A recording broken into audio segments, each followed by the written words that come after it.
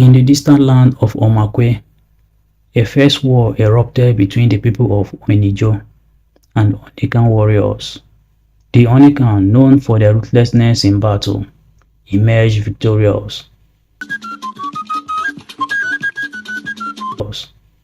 capturing many from Onijo as slaves. Among the captives was a young boy named Zikora, who had witnessed the brutal slaughter of his family. Traumatized by the warriors of war, Zikora lost the ability to speak. His days consumed by silent tears and nights by haunting nightmares. Zikora was taken to a slave camp where he spent his days in despair. However, fate intervened when a well-known elder visited the camp. The elder was moved by Zikora's plight and asked the Onikan king if he could take the boy under his care.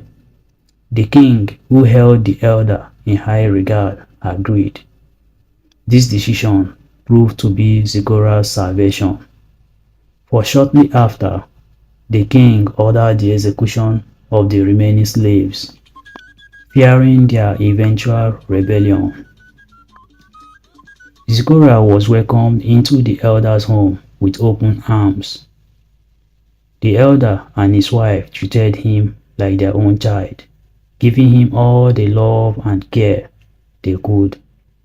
Despite their kindness, they were deeply concerned about Zikora's inability to speak.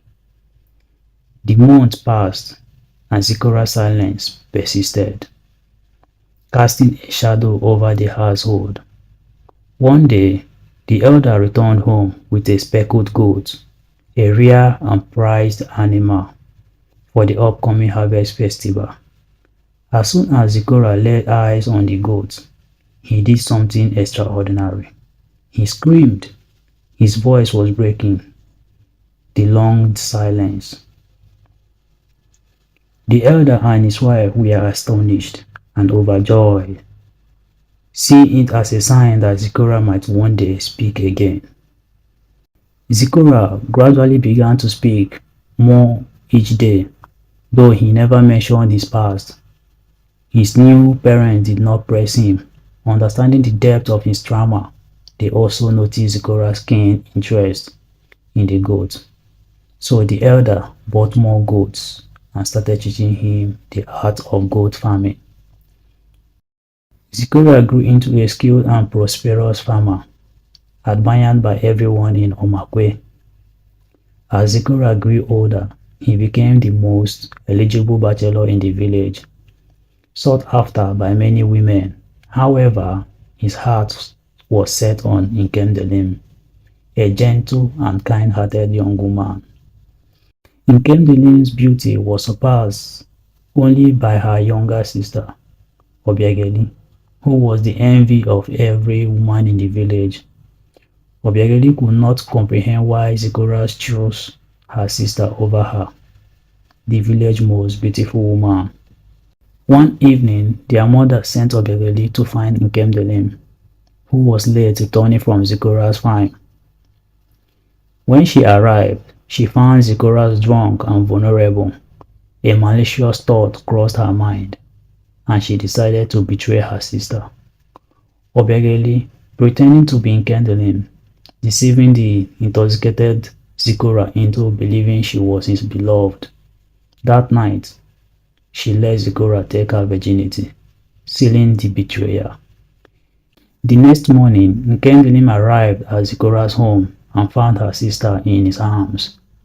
Heartbroken, she fled, unable to comprehend the betrayal by the two people she loved most. Zikora, realizing the gravity of what had happened, pleaded with Nkemdelim, but the damage was done. Obiageli insisted that Zikora marry her, arguing that he had taken her honor. The families held a meeting and decided that the marriage was the only solution. Though Zikora married Obiageli, his heart remained with Nkemdelim. Obiageli, however, was overjoyed, believing she had finally won Zikora's love. But as years passed, she remained childless, leading to her growing despair. After a decade of infertility, Obiageli became convinced that her barrenness was a punishment for betraying her sister. Finally, after 10 long years, Obiageli became pregnant and Zikora celebrated with the entire village. However, when the time came to deliver, she gave birth to twins, a boy and a girl. To Obiageli's horror, the girl's skin was speckled and discolored, a condition the villagers had never seen before. Fearing that Zikora could despise her for birthing such a child, Obiageli begged the midwives to abandon the girl in the forest. She offered them a large sum of money and they reluctantly agreed. Obiageli moved on, content with her son, but tragedy struck when she accidentally suffocated him in her sleep. Devastated, she became convinced that her enemies had finally caught up with her. In her grief, she sought Nkemdelim, who had moved to a neighboring village to escape the pain of her betrayal. Obiageli begged Nkemdelim to marry Zikora, believing that only she could make him truly happy. Nkemdelim, who still loved Zikora, initially refused, but Zikora himself came to plead with her. Finally, Nkemdelim agreed, and within a year, she became pregnant. When Nkemdelim gave birth, she too had a child with the same speckled skin. Unlike Obiageli, Nkemdelim was grateful for the child and called Zikora to see the baby. The moment Zikora saw his daughter, he fell to his knees and wept. The speckled skin reminded him of his mother, who had been killed in the war and had the same skin condition, now known as vitiligo. For the first time, Zikora shared the story of his past, revealing the deep connection between his mother's memory and the speckled goat that had once given him back his voice. Obiageli, overwhelmed by the realization that she had thrown away the opportunity to bring Zikora happiness, lost her mind. Her madness persisted until she passed away.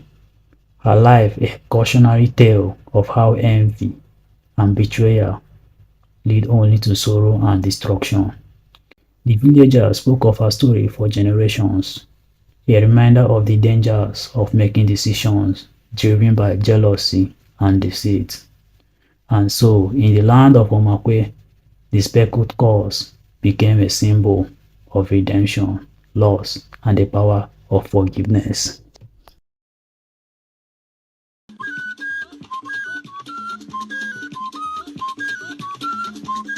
highlifeng.com